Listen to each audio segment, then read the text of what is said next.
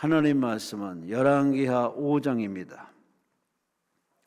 567페이지.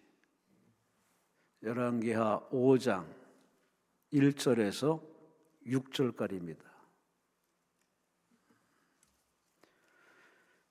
총정부장로님, 주님, 회사 직원 실수를 용서해 주시고 모두 저의 잘못입니다. 하나님께 예물셨습니다. 김종수 성도님, 하정이를 회복시켜 주심을 감사합니다. 박지현, 김현숙 성도님, 소송권 깨끗이 해결되게 하시고 아들 직장 문제를 맡깁니다. 하나님께 예물 올렸습니다. 열왕기하 5장 1절부터 6절까지 찾으셨으면 아멘 하시겠습니다. 합독하십니다. 아람 왕의 군대 장관 나아만은 그의 주인 앞에서 크고 존귀한 자니 이는 여호와께서 전에 그에게 아람을 구원하게 하셨습니다. 그는 큰 용사이나 나병 환자더라. 전에 아람 사람이 떼를 지어 나가서 이스라엘 땅에서 어린 소녀 하나를 사로잡으며 그가 나아만의 아내에게 수종들더니 그 이후 주인에게 이르되 우리 주인 사마리아에 계신 선지 앞에 계셨으면 좋겠나이다. 그가 그 나병을 고치리이다 하는지라. 나아만이 들어가서 그의 주인께 아뢰어 이르되 이스라엘 땅에서 온 소녀의 말이 이러하더이다 하니 아람 왕이 이르되 갈지어다. 이제 내가 이스라엘 왕에게 글을 보내리라 하더라. 나아만이 곧 떠날새 은 10달란트와 금 6,000개와 의복 10벌을 가지고 와서 이스라엘 왕에게 그 글을 전하니 일렀으되 내가 내 신하 나아만을 당신에게 보내오니 이 글이 당신에게 이르거든 당신은 그의 나병을 고쳐주어서 하였더라. 아멘. 기도드리겠습니다. 하나님 고맙습니다. 감사합니다. 길고 길었던 겨울이 지나고 따뜻하고 푸근한 이 햇살 좋은 이 봄날을 허락하신 하나님을 찬양합니다. 경배합니다. 때가 다니 갈 것은 가고 올 것은 오게 되었고 한 시대 가고 한 시대가 오고 있사오니 이런 계절의 변화와 분명한 하나님의 섭리를 보면서도 우리는 자꾸 하나님을 잃어버리고 살 때 많습니다. 하나님이 계시기에 세상은 돌아가며 또 하나님의 영광을 드러낸 줄 믿사오니 하나님의 자녀로서 이 확실한 이 하나님의 섭리를 밝히 깨달아서 경거망동하지 말고 게으르지 말고 교만하지 말고 늘 하나님 앞에 여쭤보고 물어보고 기도해서 주의 뜻대로 고분고분 순종해서 이 봄날에 봄꽃이 피어내듯 마음의 꽃이 활짝 펴져서 웃게 하시고 감사하게 하시고 입술의 열매를 맺어서 사람들에게 하나님의 살아계심을 증명해 보이는 생활 속에 능력이 나타나는 3월달 되게 하여 주시옵소서. 대한민국이 하나 되게 하시고 이 사회가 하나 되게 하시고 민족이 하나 되어서 죄 가운데 심판받아 지옥까지 말게 하시고 하나님의 사랑, 나라 사랑, 생명 사랑, 이웃 사랑으로 하나 되어 소중한 자유를 지켜지며 자유이 지켜짐을 통하여 대한민국을 통하여 땅거리에 선교하는 하나님을 기쁘게 하는 이 사명 끝까지 감당하도록 대한민국을 축복해 주옵소서. 교회들이 하나 되게 하시고 주회동이 하나 되게 하시고 믿는 자가 하나 되어서 이단과 싸워 이기고 불법과 싸워 이기고 유혹과 싸워 이겨서 대한민국을 지켜내도록 주여 도와주옵소서. 오늘도 이 3시에 강남금식회동 3시에는 모여 싸우니 현장에서 예배드리는 성도들이나 유튜브로 예배드리는 성도들이나 하나님 아버지 주를 향하여 마음을 오픈하고 주님 쳐다봅니다. 주여 만져주옵소서. 주여 채워주옵소서. 주여 낫게 하옵소서. 주여 해결되게 하시고 하나님의 신실한을 체험하는 은혜 응답이 있게 하여 주시옵소서. 예배 후에 경건하며 거룩하며 성령 충만하며 건강하게 돌아가는 은혜 받은 주인공 되어지게 하여 주시옵소서. 올린 예물과 정성 받으시고 하나님께 올려진 그 마음과 정성 받으시고 마음을 치료해 주시고 인생을 치료해 주시고 모든 것이 해결되어서 역시 하나님은 살아계십니다. 나를 사랑하십니다. 응답을 체험하는 간증의 기회로 허락하여 주시옵소서.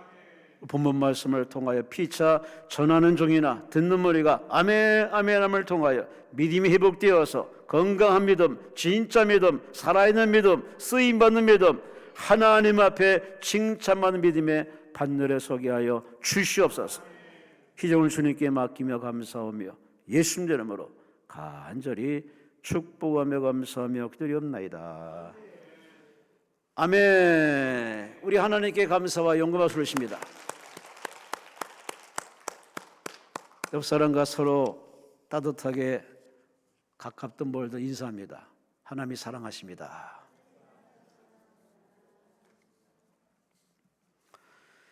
따라합시다. 진짜 믿음. 오늘 본문 가지고 진짜 믿음이라는 제목으로 함께 은혜의 말씀을 나누고자 합니다. 진짜가 있으면 가짜가 있지 않겠습니까? 요즘 돌아가는 가만한 상황을 보면은 가짜가 진짜처럼 행세합니다. 사람을 어떻게 교묘하게 사람을 유혹하는지 당한 사람은 끔찍합니다. 사람인 줄 알고 믿었는데 뒤통수 맞는 그런 상처받아서 자살까지 한 사람도 상당히 많습니다.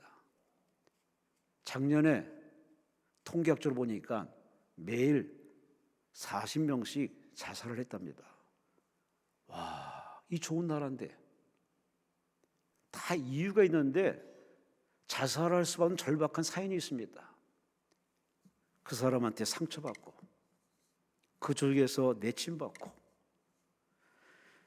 이런 거짓 가짜 부렁이한테 그렇게 아주 박살난 인생 때문에 희망이 날아간 사람들이 자살을 꿈꾸고 자살을 참 많이 했습니다. 우리는 작금의 형태를 보면서 나는 누군가에게 도움이 되는 인생이 다른가? 예수 믿는 내가 누군가에게 희망이 되고 정말 도움이 되는 인생 되는가? 한번 좀 생각할 필요성이 있습니다. 교회 다니고 기도하고 기도원에서 예배드리고 이것으로 끝날 문제가 아닙니다. 나 때문에 누군가 힘을 얻고 희망을 가지고 자살할 사람이 자살을 포기하고 포기할 사람이 힘을 얻는 영향력 있는 삶을 사는 것이 그게 하늘의 하나님께 효도하는 걸 우리 다 알면서도 그 일이 무신경입니다. 여러분의 신앙은 지금 건강하십니까? 아니면 병들어 있습니까? 신앙생활하는 이 자체가 행복하십니까? 아니면 부담되십니까? 아니면 그것도 아닌 아무런 감흥도 없고 감동이 없으십니까? 시인 김상현 씨가 자신의 신앙을 빗대어서 이렇게 시를 써내려갑니다. 시 내용을 읽겠습니다. 내 영혼이 그럴 거다. 세탁물처럼 떼찌들어 허물벗듯 맡겨지는 옷은 세탁소 기름통 속에서 숨도 못 쉬고 돌고 돌아 때구정이 빠질 때에야 거의 질식한 상태로 꺼내진다. 교회당에 앉아있던 나 그토록 알몸이 된 적이 한 번이라도 있었던가? 모태로부터 지금까지 버릇되어버린 찬송과 회중기도와 뜻없이 외우던 주기도문. 번질거리는 나의 기름때요. 김상현 시인이 자신의 심정을 이렇게 아주 양심선언하도 시적으로 표현했습니다. 과연 이 사람만의 고백일까? 아마 이 시를 듣다 보면은 내 어딘가에 콕콕 찌르는 아픔도 느끼리라 봅니다. 감격 없는 예배, 기쁨 없는 섬김, 피곤한 교회 생활. 우리 신앙이 왠지 모르게 그렇게 좋고 좋았던 신앙이 이제는 그냥 상투적인 신앙이 됐습니다. 상투적이라는 말은 고정된 관습이나 틀에 박힌 방식을 얘기합니다. 한마디로 나의 신앙이 익숙함에 빠져 있습니다. 그리고 지루합니다. 교회는 가야 되는 거 알고 예배는 드리는 거 당연히 알고 익숙합니다. 근데 뭔가가 옛날에 감동이 없습니다. 설교가 재미없습니다. 예배 시간에 재미가 없습니다. 지루합니다. 이게 우리 개인적인 느낌뿐만 아니라 대한민국 전체 흐름 하나의 대세론으로 느껴지는 건 왠지 모르겠습니다.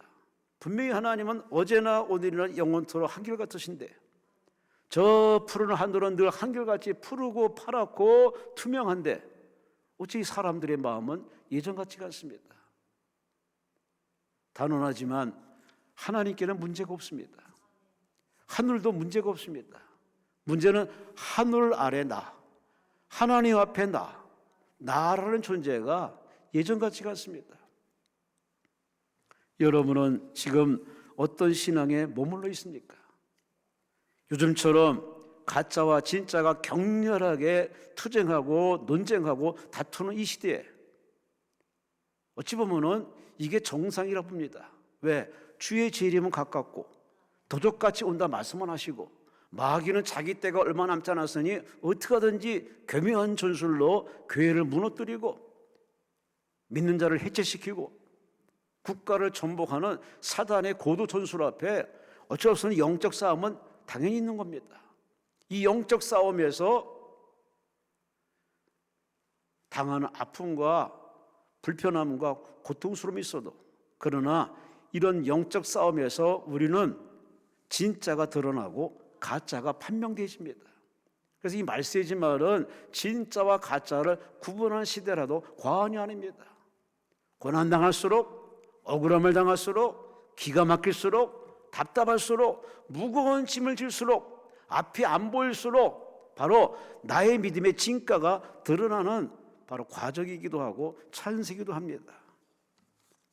오늘 설교 제목은 진짜 믿음입니다. 다 우리 하나님 믿기 위해서 예배드리기 위해서 이 자리에 모였습니다. 나는 진짜라고 여기고 나는 그 믿음을 붙잡고 있다고 그렇게 우리는 고백도 합니다. 평가는 하나님이 하십니다. 나가 진짜인지 가짜인지는 그분이 하십니다. 여러분 모두 기왕 한 번 살다 가는 인생 허접하게 믿지 마시고 적당히 믿지 마시고 대충 믿지 마시고 진짜 하나님을 믿으시고 그 하나님 앞에 진짜 내 믿음이 있도다 인정받는 진짜 믿음의 인생길 살아내시기를 주의 이름으로 축원합니다. 주의 이름으로 축원합니다. 오늘 본문은 우리가 늘 들었던 설교 중에 한 장르입니다. 아람 나라의 군대 장관 나아만의 얘기, 아주 귀가 따갑도록 들었던 설교입니다. 이스라엘과 아람 나라는 적대적입니다. 본래 이 아람 나라는 아람이라 이 종족이 태어난 것은 아브라함의 조카 롯이 소돔과 고모르 성에 살다가 타락한 그 도시 살다가 하나님이 진노해가지고 소돔과 고모르 성을 불과 요를 멸망시킬 때 의인 10명이 없어서 부득불 조카로 가족을 강제로 끌고 나옵니다. 근데 조카 롯의 부인이 웬일인지 소돔과 고모르 성을 보고 싶어서 고개를 돌리는 순간에 그냥 소금기둥이 되어서 그 자리에서 죽습니다. 한마디로 이제는 아버지와 두 딸만 있습니다. 근데 성경은 참 이런 얘기는 기록하지 말아야 되는데 참 부끄럽고 있을 수 없는 사건을 얘기합니다. 바로 두 딸이 대를 잇기 위해서 아버지의 포도잔을 취하게 해서 포도주를 거나하게 취할 때 그때 동침을 해서 그래서 그 딸을 통해서 자식이 태어납니다. 그 자식 중에 한 사람이 모압이고 암몬입니다. 한마디로 태어나지 말아야 할 족속이던데 태어났어요. 참 부끄럽게 시작한 시작점부터 참 부끄러운 민족입니다. 아브라함의 조카 롯의 대를 이었기 때문에 처음은 그렇게 사이가 그렇게 나쁘진 않았습니다. 근데 계속 인구가 늘어가고 이스라엘 민족이 고센 땅에 있다가 애굽 땅에 있다가 출애굽을 해서 가나안 땅에 가는 여정에 그들이 지나가야 할 길목이 바로 오늘 본문에는 암몬 땅을 지나야 했습니다. 그래서 부탁합니다. 우리가 돈 내고 갈 테니까 그냥 조용히 갈 테니까는 길만 열어주시오. 하지만 이 아람 나라는 웬일인지 이스라엘 민족이 가는 길을 방해하고 아주 귀찮게 했습니다. 그렇게 시작이 안 좋았습니다. 계속 어렁달렁하고 또 툭하면 이스라엘을 쳐들어왔던 이 아람 나라, 그 아람 나라의 선봉꾼이 바로 군대 장관 나아만의 얘기입니다. 왜 유대인의 얘기를 써도 부족할 텐데 굳이 이방 사람, 부끄러운 시작점인 바로 아람 나라의 군대 장관, 적대시하는 그 나라의 왼수가 된 사람의 인물을 성경에 기록했을까? 우리의 생각을 뛰어넘는 하나님의 메시지가 있습니다. 하나님은 나쁜 걸 통해서 우리에게 뭔가를 가르치는 메시지가 있습니다. 이 사람을 보란 얘기입니다. 이 사람을 보란 얘기입니다. 우리 이 사람은 본문에 보니 아람 나라의 큰 용사이고 군대 장관이고, 그러나 1절 말씀 보니 나병 환자더라. 특히 더 놀라운 것은 저는 여호와께서 전에 그에게 아람 나라를 구원할 수 있는 바로 전쟁에 승리하시는 혜택까지 받은 하나님의 은혜를 체험한 사람이에요. 그런데 이 군대 장관은 그것이 하나님의 은혜라고 생각하지 않습니다. 다 내 실력으로, 내 힘으로 이 나라를 구출했다고 그렇게 자랑했던 지극히 인본주의 사람입니다. 요즘 이런 인본주의 사람들 정말 많습니다. 하나님으로 숨쉬고 먹고 마시고 자는데, 하나님으로 인생을 살며 살아가는데, 그 하나님을 알고 깨달은 사람은 여러분과 저고, 나머지 사람들은 하나님에 대해서 전혀 인지를 못합니다. 다 조상덕이고 나라덕이고 내 덕이고 내가 고생한 거고 다 사람 중심으로 그렇게 해석을 해버립니다. 나만이 바로 그런 사람이에요. 오늘 본문에 보면은 세 사람이 주인공이 등장합니다. 첫째는 엘리사, 그런 하나님과 소통하는 사람입니다. 엘리야 바로 스승의 제자로서 그는 불의 사자이자 하나님과 소통하는 사람이자 시대의 선지자로서 막강한 영적인 거성입니다. 이 사람은 흠잡을 데가 없는 사람. 반면에 이 아람 나라 군대 장관 나아만은 하나님의 은혜를 그렇게 받고 받았지만 그 은혜 고마움도 없고 하나님을 인정도 안 하는, 한마디로 우상숭배자, 야욕이 넘치는 사람, 지극히 인간적인 사람, 그런 사람이 있는가 하면 오늘 본문에 한 여성이 등장합니다. 어른도 아닙니다. 어린 소녀입니다. 그는 아람 나라가 도덕대처럼 그렇게 이스라엘 영토를 침범해가지고 한 성읍에 쳐들어가서 거기서 사람들을 죽이고 잡아가고 그리고 불질렀던 그 속에 한 소녀를 죽이지 않고 데려왔습니다. 그 소녀를 오늘 본문에 보니 이름이 없어. 무명의 소녀입니다. 키가 몇 센치인지 외모가 이쁜지 그런 얘기는 나와 있지 않습니다. 오늘 성경은 그녀의 믿음을 소개합니다. 보통 믿음이 아닙니다. 대단한 믿음입니다. 엘리사야 대단한 믿음이지만은, 그러나 엘리사에 비해서도 거의 범접할 수 없는 대단한 믿음. 다시 오늘 본문의 제목으로 소개한다면 진짜 믿음을 보여줍니다. 믿음은 이래야 된다. 믿는 사람은 이래야 된다. 하나님을 의지하는 사람은 이래야 된다. 하나님 믿는 사람은 어떤 사건, 어떤 상황에도 이래야 된다는 걸 본으로 보여주는 한 소녀 얘기를 성경에 기록하고 있습니다. 여러분은 이 소녀의 이야기를 들으면서 본인의 신앙을 진단해 보시기 바랍니다. 타산지석이라는 말처럼 어떤 사건과 정황을 보고서 배울 수 있는 그런 열린 사람은 정말 시대에 복 있는 사람이겠죠. 이 소녀를 통해서 자신을 보세요. 옆 사람이 아니라 내 가정이 아니라 나를 보세요. 나는 과연 하나님을 진짜 믿는지, 진짜 하나님의 살아계심을 믿는 그 믿음으로 그 하나님을 섬기며 살아가는지, 아니 그 믿음으로 살아가고 있는지, 여러 믿음을 진단 한번 확인해 보면서, 병원에 복지가 잘 되는 대한민국에서 병원에 자주 찾아간 여러분, 육적인 부분만 그렇게 진단하지 마시고 여러분의 가장 중요한 영혼을 체크, 진단해서 아픈 부분은 치료받으시고 막힌 건 뚫으시고 죽은 건 살리시고, 할렐루야, 할렐루야, 하나님과 소통하시고 동행해서 여러분 어디 가든 무슨 일이든 뭘 하든 주 안에 샬롬, 주 안에 형통하시기를 주의 이름으로 축원합니다. 주의 이름으로 축원합니다. 오늘 이 소녀를 통해서 첫째, 믿음은 이래야 된다. 이 소녀의 믿음은 바로 이 소녀는 자기 지금 상황과는 관계없이 그 아람 나라에 가서도 하나님을 믿고 있습니다. 참 대단한 아이입니다.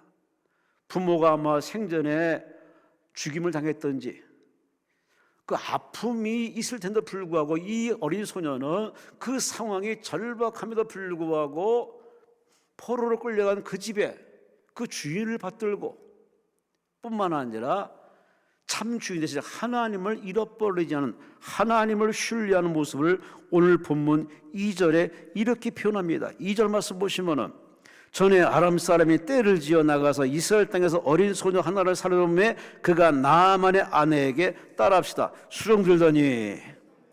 아멘, 아멘. 뭐 누구라도 다 하는 얘기죠. 뭐 붙잡혀 왔으니 당연히 살기 위해서 수종을 열심히 들어야겠죠. 그러나 그것만 볼 것이 아니라 이 소녀의 마음속 들어가면은 그런 절박한 상황에서도 아까도 잠깐 말했지만은 작년에 자살한 사람이 매일 40명씩 어마어마한 숫자입니다. 정말 많은 숫자가 죽었는데 지성인이, 배운 사람이, 힘 있는 사람이, 사지가 멀쩡한 사람이 자살한 사람이 이렇게 많은 우리 사회 구조, 교육의 문제인지 아니면 사회의 문제인지 아니면 그 부모의 문제인지 문제가 뭔지 모르지만 좌우지간에 자살할 수밖에 없고 자살했던 그런 통계를 보면서 이거 뭔가 잘못돼도 한참 잘못된 겁니다. 교회가 이렇게 많은데 성경책이 이렇게 많이 팔렸는데 너도 나도 기도하는데 어쩜 이렇게 자살은 그치지 않고 계속 자살하고 많은 아이들이 지금 해외로 입양해 나가는 이 불편한 현실, 이 뭔가 우리가 잘못돼도 한참 잘못된 겁니다.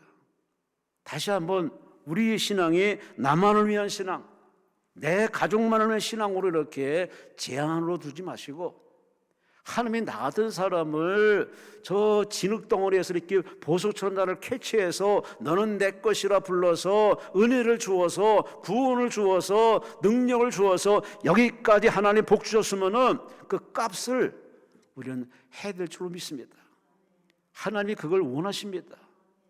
이 봄날에 봄꽃이 많이 피겠죠. 꽃은 저마다 자기 기능 역할을 다 하는데 어쩜 꽃 중에 꼬인 사람들은 그렇게 웃지 못하고 감사하지 못하고 사랑하지 못하고 용서하지 못하고 양보하지 못하고 어쩜 그렇게 사람들이 네 것도 냈고 내 것도 냈고 사람 위에 사람으로 갑질을 하는지. 물론 여러분은 안 그런데 저희 가면 참 이상한 사람들이 정말 많습니다. 같은 하늘에 같은 공기 마시면서도 같은 햇살 받으면서도 어쩜 이렇게 사고방식이 영 딴판인지. 오늘의 이 소녀를 통해 우리는 한 수 배워야 됩니다. 그런 어른도 아닙니다. 요즘 어른을 갖다가 어린이는 어린이고 어른은 어른이라고 그러고 어른이라는 참 이상한 용어가 많이 이렇게 통용되는데 아이하고 어른하고 이것도 아니고 저것도 아닌 어른이라는 이런 이상한 표현을 적절하게 쓰이는 요즘 시대입니다. 어른이 몸뚱아리만 어린이지 사고방식이나 하는 행동 보면 애만도 못할 때가 많습니다. 오늘 본문의 이 아이는 그야말로 부모와 생사를 모르는 상황에 붙잡혀와서 얼마나 낯설고 물서른 곳에서 이방 속에서 그렇게 시키는 대로 평생 노예처럼 살아야 할 그 상황에서도 이 소녀는 기죽지 않고 주인을 받들면서 마치 부모에게 하듯 이렇게 섬기면서 무엇보다 가장 중요한 하나님을 의지했던 이 소녀. 이 소녀에서 우리는 첫수 바로 그걸 배워야 됩니다. 우리는 상황에 매우 포로가 되어 있습니다. 상황에 짓눌려 있습니다. 이 상황만 없으면 하나님께 찬양하게 되는데 이게 대부분의 요즘 신자들의 모습입니다. 그러나 하나님은 이 상황을 절대 이렇게 없애지는 않습니다. 이 상황 그대로 놔둔 채 하나님 여러분의 믿음을 보기 원하십니다. 그럼에도 불구하고 그리 아니하실지라도 하나님이 여기에 보내신 이유를 깨달아서 그 상황을 사랑하며 품으면서 하나님을 끝까지 믿는 것이 신앙. 이 신앙을 바로 하나님이 원하고 계십니다. 머릿속에 많은 성경 이야기 들으면 뭐합니까? 입으로 달달달 외우면 뭐하냐고 말이에요. 입으로 주여 할렐루야 아멘 좋아요, 당연한 거죠. 하지만 진짜 신앙은 말하는 게 아닙니다. 행동으로 옮겨야지, 생활로 본을 보여야지. 다른 사람에게 영향력 있는 어떤 선한 영향력 있는 그런 통로가 되어야 보는 하나님도 행복하고 천사도 행복하고 마귀는 슬퍼도 도망할 것이고. 할렐루야, 할렐루야. 열왕기상 19장 2절 4절 보면은 이세벨이, 아하방의 부인 이세벨이 사신을 엘리야에게 보내어서 이렇게 말합니다. 내가 내일 이맘때에는 반드시 내 생명을 네가 죽인 저 사람들처럼 너도 같이 죽게 하리라. 그렇게 하지 않으면 신들이 내게 벌 위에 벌을 내리기 마땅하더라. 이 말을 듣고서 이 선자 엘리야는 도망을 칩니다. 자기 생명을 도망쳐서 유다에 속한 브엘사바에 이르러 자기 사원을 그곳에 머물게 하고 자기 자신은 광야로 들어가서 하루 길쯤 더 들어가서 로뎀나무 아래에 앉아서 하나님 기도합니다. 하나님, 차라리 나를 죽여 주옵소서. 한 시대의 거성이여, 영적인 거성도 극한 상황에 내몰리면은 진짜 소리가 나옵니다. 목사가 목사다운 소리를 해야지, 장로가 장로다운 소리를 해야지, 권사가 권사다운 소리를 해야지, 집사가 집사다운 소리를 해야 되는데 감정이 북받치면은 완전히 이성이 완전히 엉망진창돼서 막 쓴소리 욕을 하고 폭언을 하고 아주 가관도 아닙니다. 예수 믿는 사람도 이 모양이니 세상 사람 더 할 수밖에 없죠. 옷을 입어서 나름대로 포장한 데 있고 사람들이 쳐다보기 때문에 감추고 나름대로 여러 가지로 다 이렇게 하지만, 그러나 어느 격한 순간에 물리적인 어떤 압박이 오면은 툭 튀어나옵니다. 자기의 본 모습입니다. 진짜 자기의 인격, 성격, 아니 신앙의 진가가 드러나죠. 엘리야는 그렇게 신앙의 거성이었지만 극한 사람을 물리자마자 그는 별 수 없는 인간, 죽기를 자처하는 인간, 도망치는 인간, 등 돌리는 인간, 하나님께 부끄러운 인간의 모습을 그도 보였습니다. 그리고 우리는 자만할 때가 아닙니다. 아, 나는 괜찮아. 아니에요. 천만에 그런 소리 하는 순간에 귀신이 여러분에게 강력하게 대시할 겁니다. 그래? 나하고 한번 게임 해볼까? 그래서 우리는 겉만 번지르 하는 그런 쪽에 투자할 것이 아니라 내실을 기하고 영혼이 잘 되도록 하나님의 전신갑주로 무장하는, 하나님의 당금질을 잘 받는 지혜로운 여러분 되시기를 주의 이름으로 축원합니다. 주의 이름으로 축원합니다.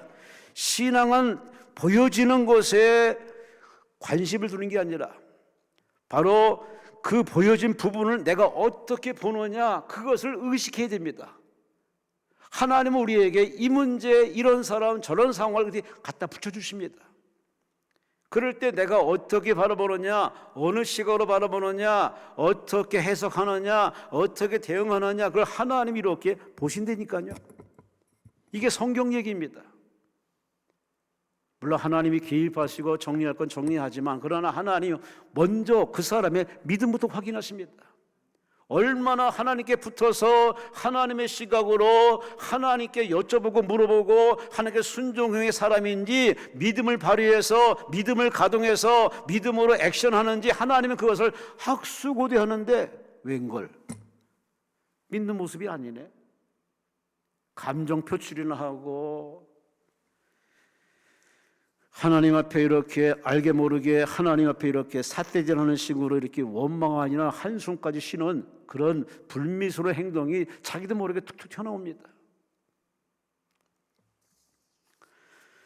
우리 모두 하나님이 지켜보시는 하나님 앞에 인정, 칭찬만 여러분 되시기를, 그렇게 행동하시기를 주의 이름으로 축원합니다.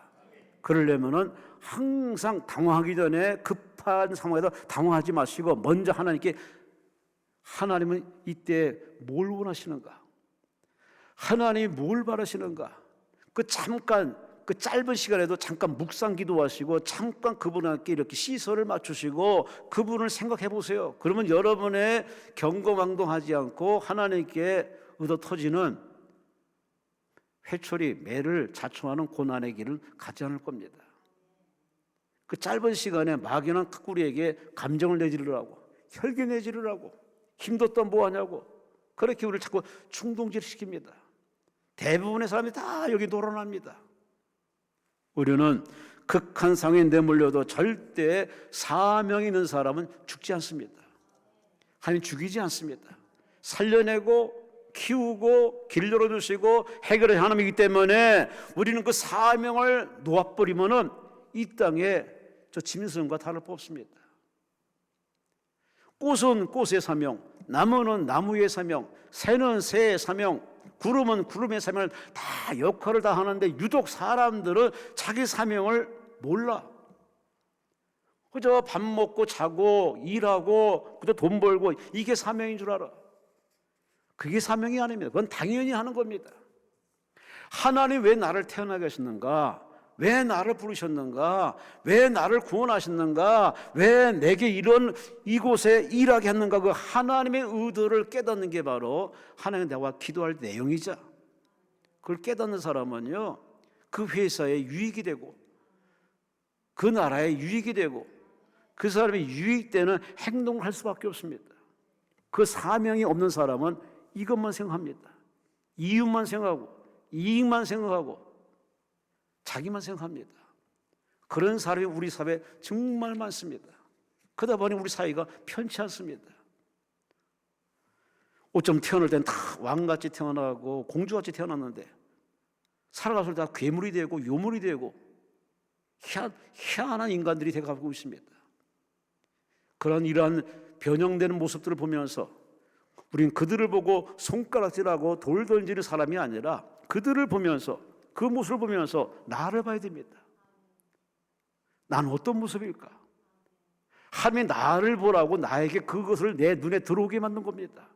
아니 내게 부딪히게 만드신 하나님의 이끄심이라는 사실을 안다면은 여러분 다시 한번 여러분 신앙을 체크 검진해서 미리미리 영적 예방을 잘해서 신앙의 슬럼프에 빠지지 마시고 실족함에 머물지 마시고 여러분 신앙에 형통함이 있으시기를 주의 이름으로 축원합니다. 이 소년은 지금의 극한 상황에 관계없이 그는 하나님을 믿고 하나님이 보내주시고 붙여주신 바로 이 주인도 내가 섬겨야 할 바로 부모라고 생각해서 진심으로 섬기는 이 소녀의 모습 본받을 만하지 않습니까? 어느 직장에 가든 어떤 일을 맡기든 거기에 다 가치가 있습니다. 하찮게 여기지 마세요. 작은 것에 충성한 사람이 큰 일에도 충성할 수 있는 겁니다. 하나님은 그 사람의 마음을 살피고 있습니다. 두 번째, 오늘의 이 소녀의 믿음은 참 용기가 대단합니다. 오늘 본문 3절에 보시면 이렇게 나옵니다. 그의 여주인에게 이르되 우리 주인이 사마리아에 계신 선지자 앞에 계셨으면 좋겠나이다.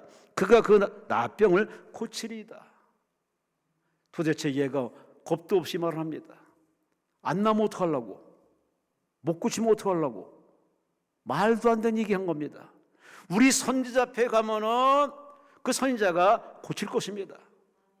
말은 할 수 있어요. 그렇지만은 그 뒷감당을 어떻게 하려고?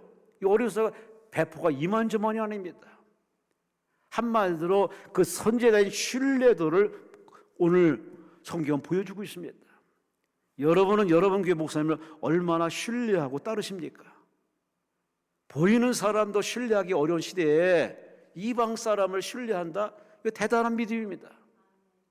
주인을 신뢰하고 그 주인에게 그 아픔을 남을 여기지 않고 내 아픔을 여겨서 바로 치료받는 길, 사는 길, 잘 사는 길, 구원받는 길 본인이 알고 있기 때문에 그 알고 있는 지혜를 본인만 독식하지 않고 주인에게 선뜻 내어주는 이 복음 정신, 여러분 이런 정신 가지고 사시나요? 내 건 내 겁니까? 아니죠. 내가 뭔가 깨달음이 있고 은혜가 있고 축복받았으면 하나님이 그것 가지고 일하라고, 넓게 일하라고 주신 미션인 줄로 믿습니다. 거기까지 생각하는 사람이 그닥 많지 않습니다. 재물을 쌓을 줄만 알지, 스펙만 쌓을 줄 알지, 높은 자리에 무조건 올라가서 쟁취만 하려야지, 왜 그곳에 세우는지, 왜 내게 이런 은혜의 원서를 줬는지에 대한 그런 깊은 이해도가 없는 오늘의 현실을 보면서, 남 얘기가 아니라 설교하는 제 자신이 저한테 할 메시지고 여러분도 들어야 할 메시지입니다. 오늘의 이 소녀의 담대한 행동을 보면은 믿음으로 이겁니다. 진짜 믿음은 내가 알고 깨닫고 믿고 신뢰한 걸 그대로 말할 수 있고 천거할 수 있고 추천할 수 있고 얘기할 수 있고 예수 믿으세요, 예수 믿고 총값이다라고 말할 수 있는 용기 있는 사람이, 그 사람이 진짜 믿음이에요. 알고 있으면 뭐해? 알면 뭐해? 대한민국은 세계 어디나도 학구열이 대단합니다. 스펙이 어마무시합니다. 이런 나라 지구촌이 없습니다. 알고 있으면 뭐해? 그 잘난 머리 가지고, 예? 국가 발전을 위해서 이웃들에게 선행과 착하진 하면 얼마나 좋아.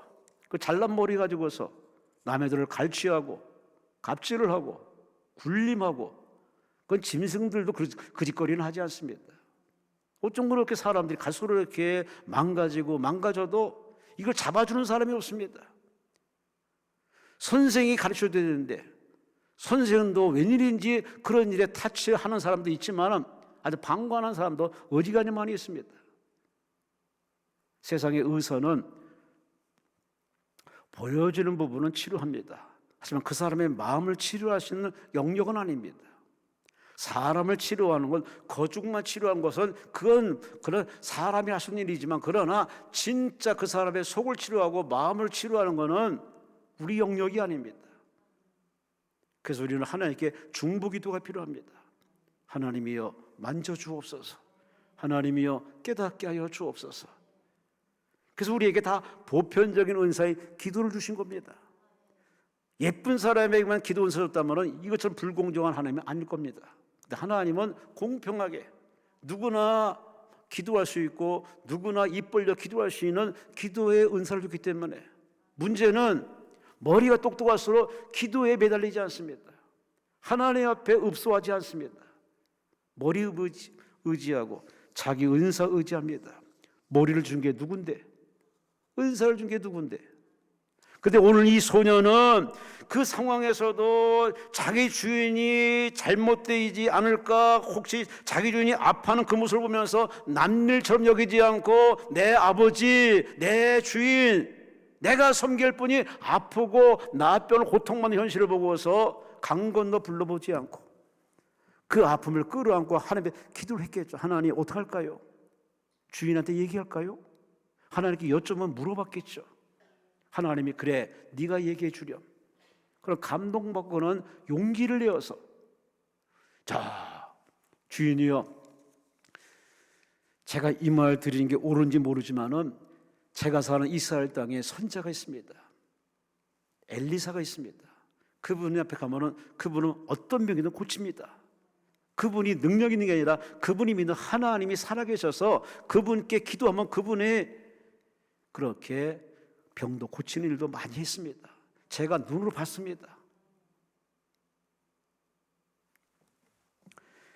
이 소녀의 용기 있는 믿음, 여러분은 그 정도까지 믿음이 자라시기를 주의 이름으로 축원합니다. 하나님은 여러분의 믿음을 보고 있습니다. 그 믿음에 여러분이 반응을 보이셔야 됩니다. 아니, 그 믿음을 우리가 키우기 위해서 노력이 필요합니다. 참 우리 믿음이라는 게 방금은 지금 믿음이 있는 것 같은데 이상 예배 끝나고 조명이 끝나고 저 성전을 나설 순간에 믿음이 확 말라간 경우가 많이 느끼는 경험입니다. 왜 예배 시간은 설교 들을 때는 믿음이 생기는 것 같고 믿음이 채워진 것 같은데 왜 조명이 꺼지고 현장에 나가면 믿음이 이렇게 느껴지지 않을까? 하나님께서 바로 우리에게 다음 행동을 주시해 보고 있는 겁니다. 오늘 들은 걸, 깨달은 걸 내가 활용할 줄 아는 사람인가? 듣고 깨달음을 그대로 내가 실습으로 실전을 통해서 바로 믿음으로 바라보고 믿음으로 말하고 믿음으로 액션하고 믿음으로 순종하는 다음 단계를 하나님이 이렇게 보고 싶어 해서 이렇게 우리를 주시하고 있는데 웬걸? 그 예배 때에 몰입된 그 마음을 가지고 그대로 나가면은 여러분 삶의 현장에 역사가 나타나는데, 우리는 예배 드리는 것을 마치 다 끝난 것처럼 이렇게 도장받은 것처럼 이렇게 쑥 나가는 경우 있습니다. 아니에요. 예배는 시작입니다. 말씀은 시작입니다. 다음은 여러분의 행동을 하나님이 주시하고 있습니다. 아니, 여러분이 말하는 대로 생각하는 대로 행동하는 대로 하나님은 여러분을 수습해주고 여러분에게 응해 주신다는 사실이 성경 가르칩니다. 우리 모두 이 소녀처럼 듣고 깨달은 것을 족하다 행복하다 그것을 끝내지 마시고 그것을 키우세요. 묵상하시면서 실전에 인용해서 사용해서 여러분 가정에 돌아가서 기도해서 응답을 받아내고 또 누굴 위해서 기도해서 그 사람의 치료받고 낫는 모습을 체험하시고 여러분의 신앙의 보폭을 넓혀야 보는 하나님이 행복하고, 여러분 다 체험했잖아요. 대접받을 때 행복도 있지만 줄 때 행복, 밥을 만들어서 반찬을 만들어 누군가 먹일 때 그 사람이 맛있습니다, 좋았습니다 라고 행복할 때 그 행복은요 받을 때보다는 몇 값절 더 큽니다. 마찬가지로 내가 예수 믿어가지고 내가 사람을 전도했는데 그 사람이 갑자기 나보다 신앙이 더 빠르네? 기도하고 금식 기도하고 충성하고 헌신하고 그렇게 교회를 그렇게 일하면은 지켜보는 사람은 오늘 죽어도 이완할 정도로 너무너무 행복합니다. 바로 이 소녀가 바로 그런 지금 행복의 경지에 올라있는 사람이에요. 자기 처지가 비굴하고 정말 언제 어떻게 될지 모르는 그런 찰나의 인생 속에 살면서도 그 주인을 기쁘게 하고 그 주인을 살리기 위해서 자기가 알고 있는 그 믿음으로 그냥 끝내지 않고 그 믿음을 전달해주고 전수해주는 이 소통이 되어 있는 이 열린 마음, 이쁘지 않습니까? 할렐루야, 할렐루야. 여러분 그렇게 사세요. 가정에서, 일터에서 사세요. 주는 게 받는 것보다 100배 낫습니다. 이기는 것보다 지는 게 훨씬 낫습니다. 그냥 무조건 이겨야 되고 이겨야 제압을 해야 직성이 풀리십니까? 그 사람 아직도 아마추어입니다. 아직도 먼 길 걸어가야 할 겁니다. 아니에요. 예수님은 이 땅에 오셔서 늘 양보하고 배려하고 지고 그렇게 인생을 산, 어찌 보면 유대인들이 바라는 메시아가 아니었습니다. 하지만 예수님은 묵묵히 그 길을 걸어갔습니다. 그리고 가장 미련한, 바보같이 미련한 십자가에 성큼성큼 올라갔습니다. 그리고 죽기를 자청했습니다. 우리는 이런 예수님을 보면서 그 예수님을 뒤를 따라가지 않고 자꾸 이렇게 세상과 짝짝꿍해서 세상과 기웃굿해서 신앙과 적당히 버물려 가지고 아주 쉽고 용이하게 신앙생활을 하려 합니다. 여러분, 이게 성경적이 아니고 이건 진짜 믿음이 아닙니다. 반쪽 믿음이고 변형된 믿음이고 변질된 믿음입니다. 이 소녀의 믿음은 정말 순수함 그 자체입니다. 주인이 잘 되길 바라고, 주인이 낫기를 바라고. 아멘 안 하십니까? 대한민국이 잘 되길 바라고, 교회가 잘 되길 바라고, 주의종이 잘 되길 바라고, 성도가 잘 되길 바라고, 내 자식만 잘 되는 게 아니라 모든 청년 청소년이 다 잘 되길 바라는 이 열린 마음을 갖는 것이 그게 진짜 믿음이고, 그런 믿음을 대한민국 교회가 갖고 있으면 교회가 얼마나 복음 받을까? 내 교회는 최고, 저쪽 교회는 문제가 있고, 우리 목사님은 최고, 저쪽 목사님은 좀 문제 있고, 우리 사람들이 이렇게 아주 마음보가 고약합니다. 우리는 탈을 쓰고 가면 쓰고 적당히 이렇게 살아갈 수 있는 세상에 삽니다. 그러나 언제까지 이렇게 가면 쓰고 그렇게 적당히 살겠습니까? 하나님 보고 계신데, 우리 하나님이 이렇게 우스꽝스러운 모습 살지 마시고 하루를 살더라도, 한 시간을 살더라도 하나님 앞에 인정과 칭찬받는 바른 길 걸어가시기를 주의 이름으로 축원합니다. 그러려면은 고난을 자청해야 됩니다. 십자가를 원해야 됩니다. 자기 죽기를 자청하지 않으면 절대 그 길은 못 갑니다. 그래서 천국 아무나 가는 곳이 아닙니다. 마지막으로 오늘의 이 믿음, 이 소녀에게 배울 수 있는 믿음 뭘까요? 그는 어떻게 보면 탈출하고 싶은, 도망치고 싶은 이런 본능적인 욕구가 왜 없겠습니까? 그렇지만 그는 도망갈 나이도 아니지만 도망갈 궁리도 안 하고 여기도 하나님 보내신 곳이라 생각해서 그 주인을 받들고 그 삶에 적응해서 주인을 받들고 주인 잘 되길 바라는 현실에 그렇게 머무는 모습, 그것이 바로 이 소녀에게 배울 마지막 모습입니다. 우리는 다 피하려고 합니다. 꽃길만을 좋아하고 편한 길만 좋아하고 내 입맛에 맞는 것만을 주시는 하나님을 최고로 여깁니다. 성경에 그런 하나님은 없어요. 기대하지 마세요. 진짜 하나님 원하십니까? 그 하나님 여러분이 십자가 지기를 원합니다. 죽기를 원합니다. 좁은 길을 가라고 합니다. 와, 정말 우리가 바라지 않는 하나님 모습입니다. 그런데 이런 성경 속의 하나님을 읽으면서도 대충 밀어넣습니다. 그리고 응답받은 얘기, 치료받은 얘기, 100배 얻은 얘기, 장수하는 얘기, 이것만을 우리가 몰입해서 그것만을 붙드는데 하나님께서 우리에게 그거 놓으라고 합니다.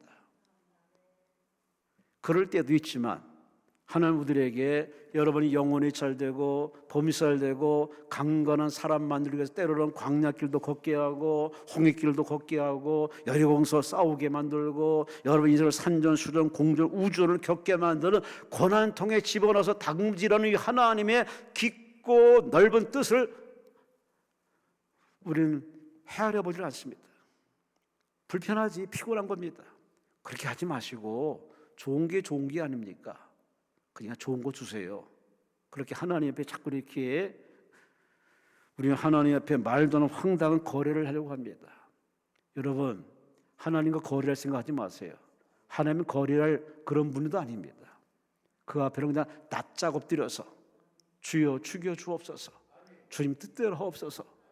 그게 우리의 본 모습인데 요즘 아주 은혜 시대다 보니까 건방졌습니다. 자꾸 하나님과 거래를 합니다. 내가 이만큼 할 테니까 주세요. 이 정도 할 테니까 해결하려고. 알게 모르게 우리가 일상생활의 그 버릇이 하나님께도 나옵니다. 본인은 아니라고 할까요? 우리 기도를 하는 모습을 가만히 보세요. 내 기도를 가만히 이렇게 한번 카메라 대고 한번 찍어가지고 한번 가만히 분석해 보세요. 우린 알고 보니 기도의 추임새가 참 많습니다. 하나님께는 추임새도 필요 없고 형용사도 필요 없고 다 필요 없습니다. 단도직입적으로 우리는 하나님께 얘기해야 되는데 우리는 뭐 이렇게 포장도 많고 미사여구도 써가면서 그렇게 오만 가지 얘기로 그렇게 버무린 뒤에 기껏해서야 한마디만 하는 우리 기도가 순수함을 잃어버렸습니다. 예배의 순수함, 기도의 순수함, 찬성의 순전함, 과연 여러분이 그 정도 순수성을 지금도 유지관리하고 계시는지. 오늘의 이 소녀는 변함이 없어요. 이스라엘 땅이나 모압 땅이나 환경만 바뀌었지 사람만 바뀌었지 그의 마음은 하나님을 의지하고 하나님께 기도할 줄 알고 사람을 존귀하게 여기고 사람 귀한 줄 알고 그 어른을 받들어 섬기는 이 착한 소녀의 마음, 여러분은 어떤 사람이십니까? 더 가져야 되겠습니까? 얼마를 가져야 직성이 풀리십니까? 얼마를 더 여러분의 손에 쥐어줘야 여러분이 하나님께 웃겠습니까? 사람은요, 그저 구멍이 뚫려가지고 채울 때뿐입니다. 그때뿐입니다. 응답받을 때뿐이고 은혜 받을 때뿐이고 그 이후는 또 다람쥐처럼 다람쥐 쳇바퀴 돌듯이 늘 제자리 걸음으로 별 수 없는 인간의 모습을 많이 보입니다. 오늘 이 소녀를 통해서 우리는 깨닫는 바가 있습니다. 고난에는 다 이유가 있습니다. 그가 부모와 생리별하고 이스라엘 땅에 끌려갔을 때 왜요? 어째서요? 내가 하나님을 잘 믿었는데요? 라고 항변할 수 있지만, 그러나 오늘 이 소녀는 거기에도 자리 이동은 됐지만, 환경은 바뀌었지만, 여기에도 거기에도 하나님이 계시기 때문에 하나님이 나를 통해서 할 일이 있지 않으신가? 그 정도까지 생각했다면 대단한 소녀 아닙니까? 여러분은 하나님 마음을 헤아리십니까? 아니면 하나님 내 마음 알아달라고 혹시 하나님께 투정 부리고 계십니까?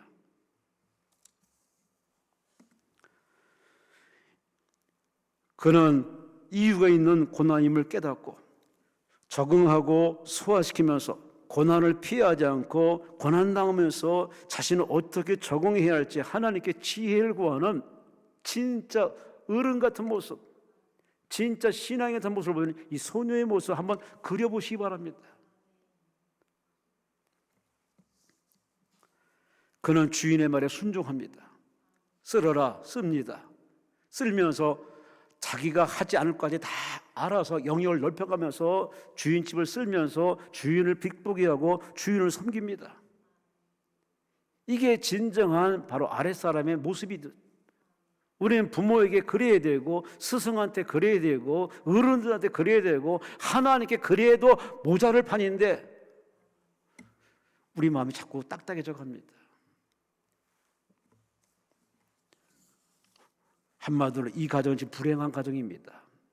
군대 장가면 뭐하고, 힘 있으면 뭐하고, 집이 크면 뭐하고, 돈 많으면 뭐합니까? 남편이 죽어가요. 본인이 죽어갑니다. 창피합니다.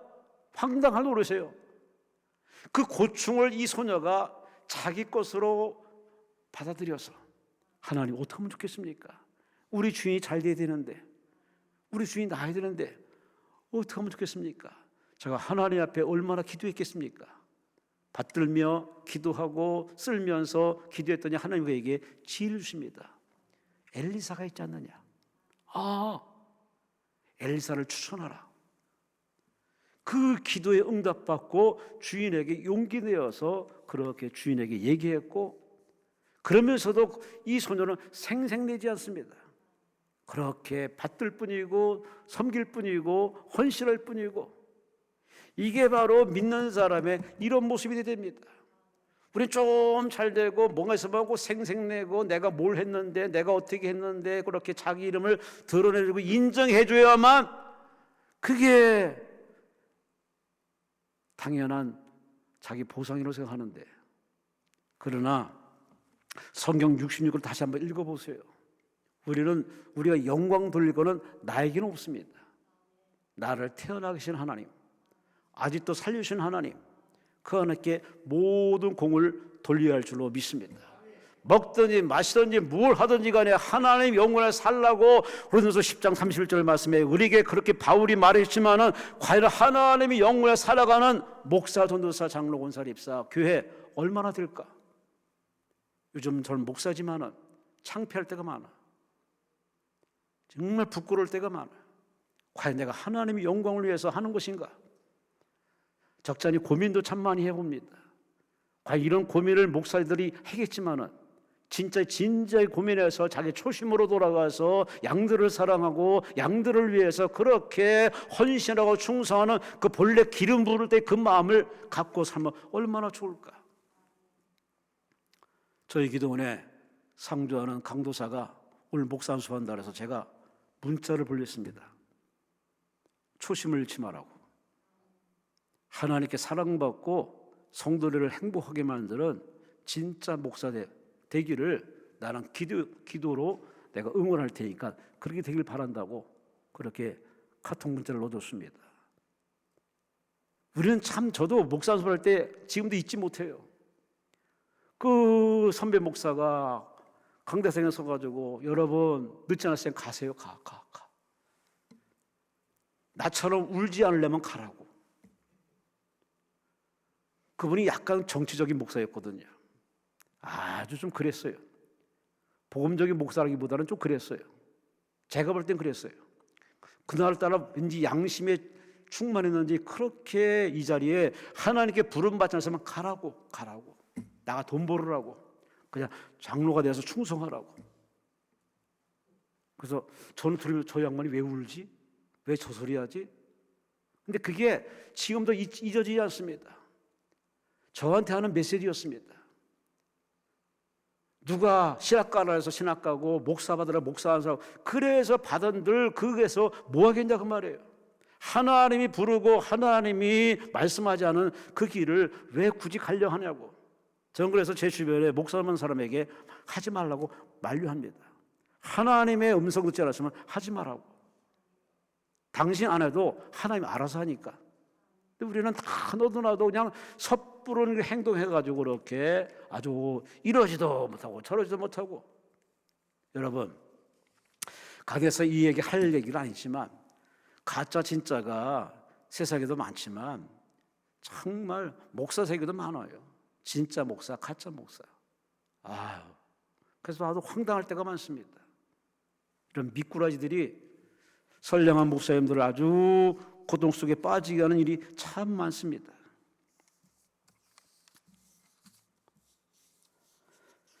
오늘 이 소녀는 고난 속에서도 삶을 사랑하고 인생을 사랑하고 하나님을 사랑하고 주인을 받들며 이 자기 삶을 사랑으로 소화시키고 풀어가는 아름다운 모습, 여러분도 그렇게 살아가시기를 주의 이름으로 축원합니다. 주의 이름으로 축원합니다. 주의 이름으로 축원합니다. 시간이 많이 없기에 결론을 맺어짓겠습니다.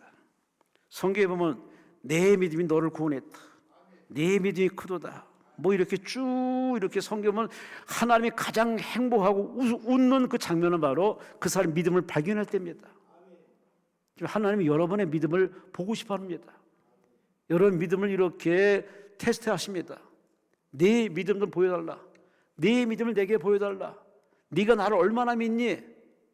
라고 여러분에게 이렇게 시간과 공간의 기회를 줬는데 하나님께 믿음을 보일 생각 안 하고 그 사람들에게 이렇게 자꾸 읍소하고 사람의 힘을 빌리는 자꾸 이렇게 방황하는 사람들이 의외로 많습니다. 그런데 오늘 이 소녀는 안 그랬어요.